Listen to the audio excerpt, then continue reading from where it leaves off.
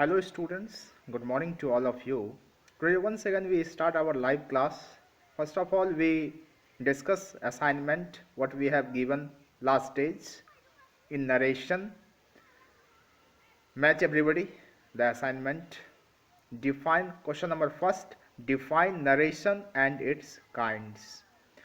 Narration is a grammatical term. It has been coined from the word narrate, which means to take an account or say something to someone.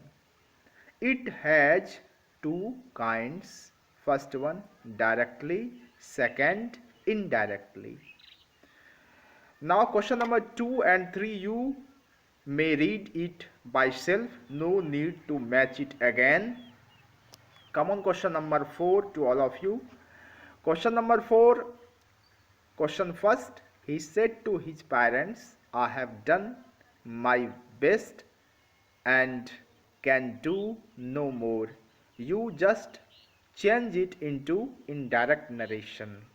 You will write, he told his parents that he had done his best and could do no more. Question B.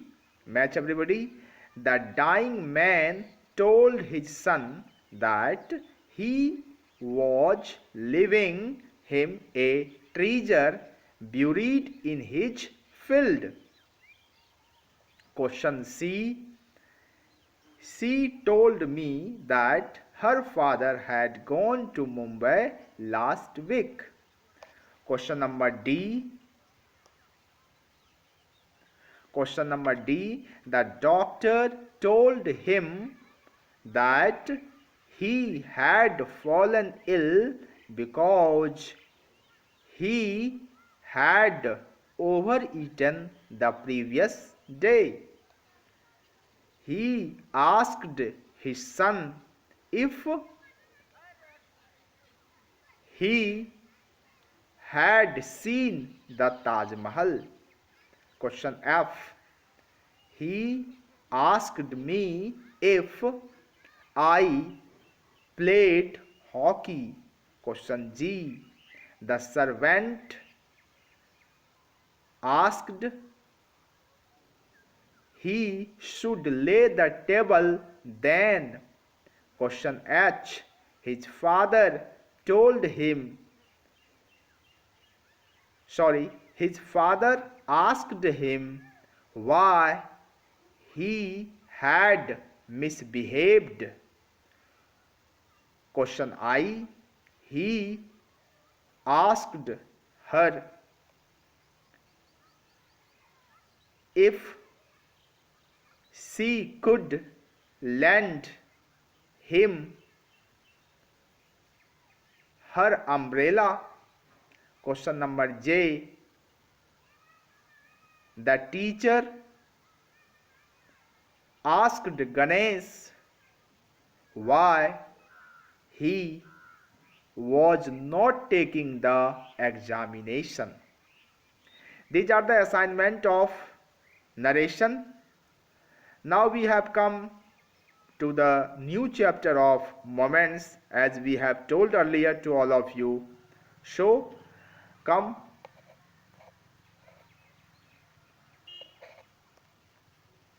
I have told already to all of you, after narration we will come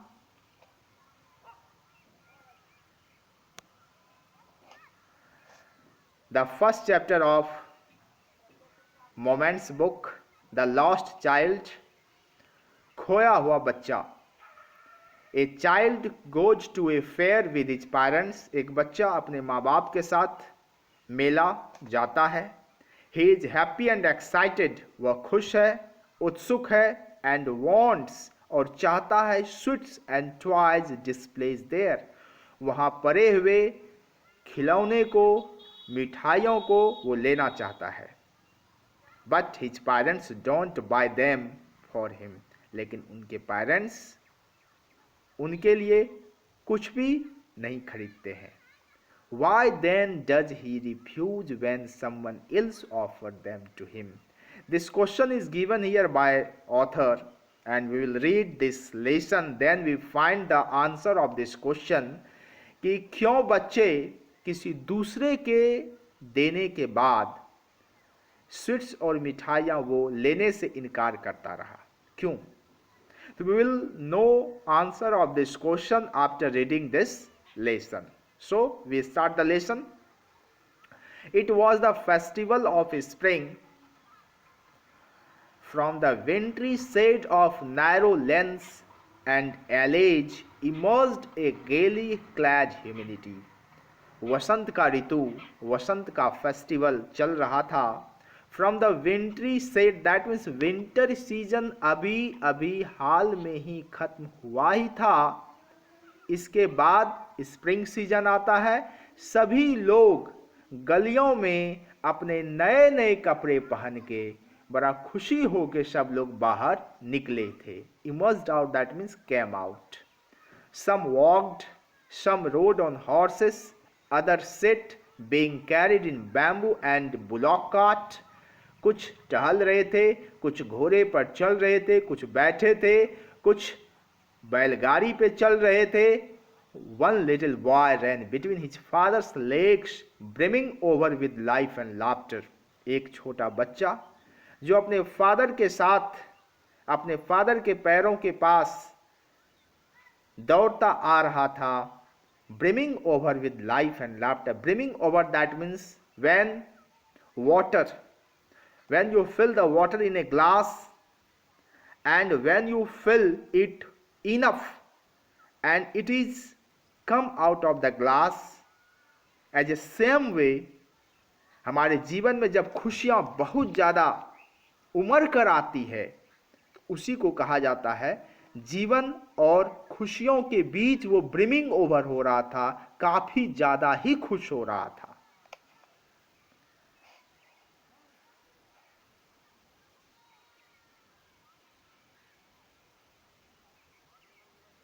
come child come called his parents.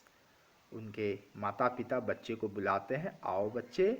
He lagged behind, fascinated by the toys in the shop that lined the वे.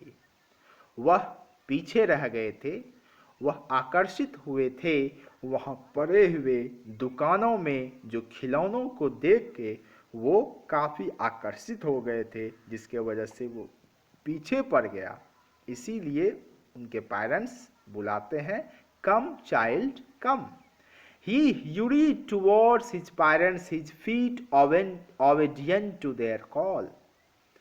वे दौड़ते हुए अपने mummy papa के पास जाता है, क्योंकि वे अपने पापा के बहुत ही आज्ञाकारी है. His eye still lingering on the receding toy. वहाँ पड़े हुए खिलौने पर अभी भी उसका ध्यान टिका हुआ था. लिंजरिंग ऑन, दैट मीन्स टकटकी लगा के किसी एक चीजों को देखते रहना. As he came to where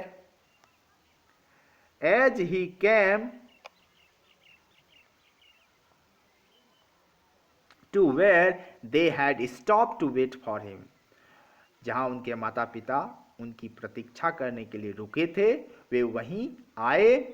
He could not separate the desire. और वे अपने दिल की इच्छाओं को वो बच्चा दबा के नहीं रख सका. Even though he well know the old cold stare of refuse in their eyes.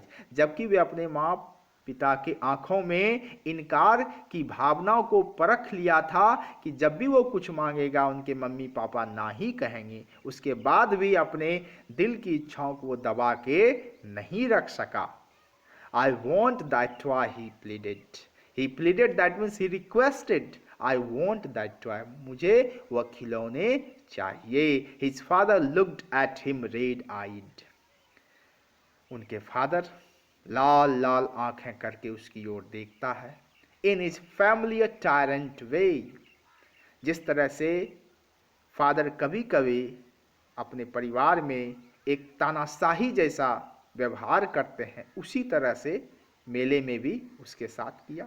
His mother, melted by the free spirit of the way, was tender and giving him his finger to hold, said, "Look, child, what is before you."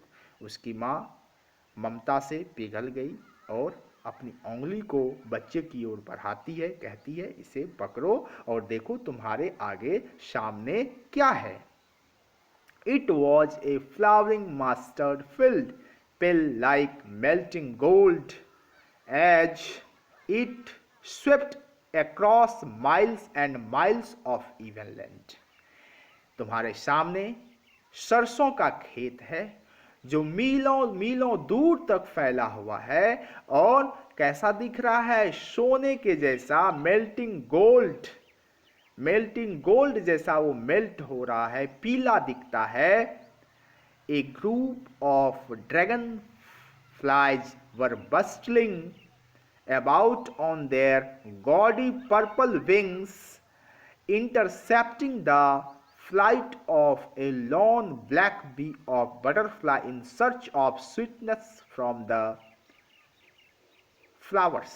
A group of dragon flies, जो बड़ा बड़ा जो मक्खी होता है जिसको हम लोग बोलते हैं अजगर मक्खी, उसी को बोला जाता है ड्रैगन फ्लाइज। बहुत सारा वहाँ ड्रैगन फ्लाइज क्या कर रहा है, bustling about on their God. Bustling that means इधर उधर घूम रहा है अपने पंखों, लाइट ब्राइट वाला जो पंख उसका होता है, उस पंखों से वो वहाँ आसपास क्या हो रहा है, घूम रहा है, टहल रहा है। एंड इंटरसेप्टिंग, और बाधा डाल रहा है। किससे बाधा डाल रहा है? ब्लैक बी, जो वहाँ मधुमक्खियाँ हैं, तितलियाँ हैं, जो फ्लावर से वो अपने भोजन को शकिंग करता है, उसे वो बार बार क्या कर रहा है, डिस्टर्ब कर रहा है। The child followed them in the air with his cage, और वो बच्चे जो है टकटकी लगा के उसे वहां पे देख रहा है। Till one of them would steel it's wing and rest, जो बच्चे हैं उस वहां पे जो मक्खियां है उसके पीछे पीछे जो उड़ रहा है या जो बैठा हुआ है उसे, उसके पीछे पीछे वो बच्चे दौड़ रहा है। And he would try to catch it, और उसे पकड़ने का भी प्रयास करता है, बट इट गो फ्लैटरी, नहीं, जो ही पकड़ने का प्रयास करता है वो उड़ जाता है अप इनटू द एयर, हवा में उड़ जाता है। When he had almost caught it in his hands, जब वो पकड़ने वाला होता है उसी समय वो क्या होता है, उड़ जाता है।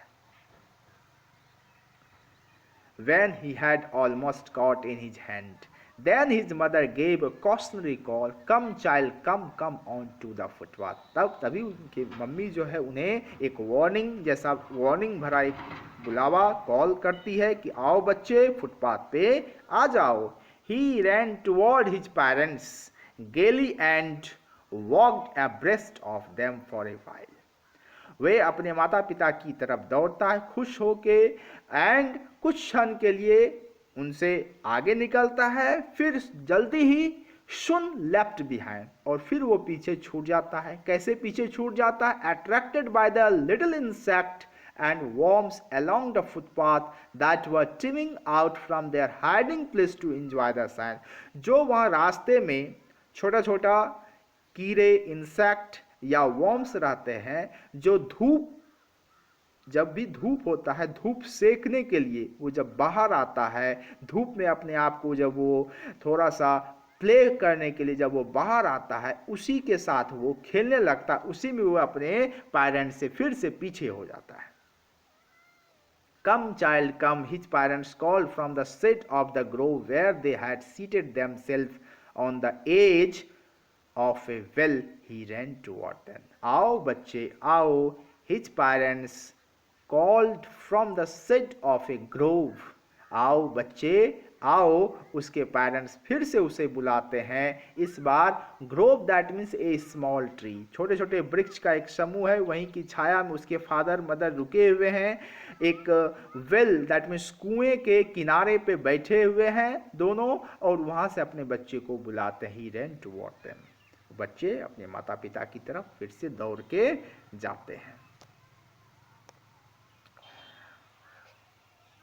A shower of young flowers fell upon the child as he entered the grove. Shower that means जो फूलों का जो छोटा छोटा जो बीज जैसा होता है वे बच्चों के ऊपर जैसे ही वो इंटर करता है उसके ऊपर गिरता है, एंड वो फिर उसी को चुनने में raining petals in his hand, जो पंखुड़ियाँ उसको कह सकते हैं, पंखुड़ियों को चुनने में वो फिर से अपने मदर फादर को भूल जाते हैं। But low he heard the cooing of doves and ran toward his parents shouting। और जो ही doves that means the bird की जब cooing that means voice वो सुनता है वो फिर से अपने मम्मी पापा की तरफ भागता है। the raining petal dropped from his forgotten hand। और जैसे ही वो भागता है वो बोलते हुए शॉटिंग करते हुए द डव, और वो जो रेनिंग पेटल से जो पंखुड़ियाँ जो अपने हाथों में वो पकड़े हुए है वो भागने के क्रम में ही उसके हाथ से गिर जाता है, छूट जाता है। Come child come they call to the child. We had now gone running in wild capers round the banyan tree, and gathering him up they took the narrow winding footpath which led to the fair through the mustard field। आओ बच्चे आओ, they called the child। वे फिर से अपने बच्चे को बुलाते हैं, who had now gone running in wild capers round the banyan tree, and gathering him up they took the narrow winding footpath which led to the fair through the mustard field। That means बच्चे जो हैं बनियान जो बरगद के tree के पास में जो है वो गोल गोल घूमने के लिए चले जाता है, वहीं पे वो दौड़ रहा है, वहीं अपने आप को आनंद महसूस कर रहा है, और उसी के सामने से एक नैरो रास्ता फुटपाथ जाती है किशोर मेले की तरफ। कहाँ से होके? उसी मास्टर्ड फील्ड से होते हुए एक नैरो रास्ता जाता है मेले की तरफ, तो उसी रास्ते से वे आगे मेले की तरफ जाता है।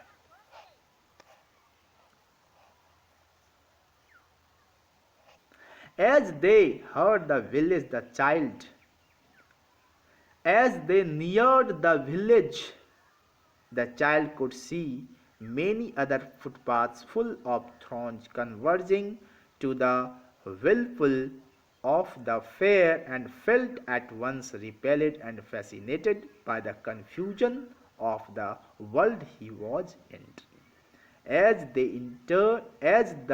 They neared the village, जैसे ही वो गांव के नियर अबाउट रहता है वो बच्चा क्या देखता है कि जो आसपास जितने भी फुटपाथ हैं वो सारे फुल ऑफ थ्रॉन्स लोगों से भरा हुआ है। Converging to the whirlpool of the fair, fair के विलफुल के लिए, विलफुल दैट मीन जो वहाँ पे एक आनंद भरा जो माहौल है उसमें सारे लोग भरे पड़े हुए हैं। Felt at once repelled and fascinated by the confusion of the world he was in। Felt at once, और उसी में अपने आप को फैसिनेटेड पाता है by the confusion of the world. जैसे ही वो इंटर करता है वो पहली बार वो उस तरह का उतना भरा हुआ आदमी को पाता है, उसमें वो दुविधा में पड़ जाता है कि आखिर इतना आदमी यहाँ पे क्यों आया है। A sweetmeat seller hawked, gulab jamun, rasgulla, barfi, jalebi at the corner of the entrance, and a crowd pressed round a counter at the foot of the architecture of many colored sweets। जो स्वीट में जो मिठाई बेचने वाला है, हॉक दैट मीन्स बार बार वो बोलता है gulab jamun, rasgulla, barfi, jalebi, at the corner of the entrance, जैसे ही वो मेले की तरफ इंटर करता है वो इंटर कॉर्नर पे ही अपने दुकान को लगाया है। एक क्राउड बहुत सारा आदमी जो है वहाँ से आगे की तरफ जा रहा है। At the foot of an architect of many coloured sweet, और वो जो उसका जो कलर्ड स्वीट्स है वो जो सजाया है अपनी दुकानों में, किसी का हाइट थोड़ा कम है, किसी का हाइट थोड़ा ज़्यादा है, तो लग रहा है कि एक आर्किटेक्चर जैसा अपनी मिठाइयों को वो सजा के वहाँ रखा है, और उसके ऊपर जो है डेकोरेट किए हुए है किससे? सिल्वर और गोल्ड के लिप्स से। The child stared open eyed and his mouth watered for the barfi that was his favourite sweet. The child stared open eyed, stared that means टकटकी, एक टक लगा के देखना, जो उसका सबसे फेवरेट स्वीट्स है। उसके मुंह में पानी आ जाता है, his mouth watered for the barfi, barfi के लिए। That was his favourite sweet, जो उसका सबसे फेवरेट फूड होता है। आई वॉन्ट दैट बर्फी, वो कहता है कि मुझे यह बर्फी चाहिए। ही स्लोली ममर्ड, वो धीरे से इस बात को बुदबुदाता है, कहता है। But he half knew as he begged that his plea would not be heeded because his parents would say he was greedy, so without waiting for an answer he moved on। वो बहुत अच्छे तरीके से जानता है कि उसका request जो है स्वीकार नहीं किया जाएगा। जब भी वो अपने बातों को रखेगा, उसका पेरेंट्स सीधा यही बोलेंगे कि वो बहुत ही लालची है। सो यह बात समझ के, सोच के वो आगे की तरफ बिना इस बात के आंसर का प्रतीक्षा किए वो आगे की तरफ बढ़ जाता है। Thank you my friends.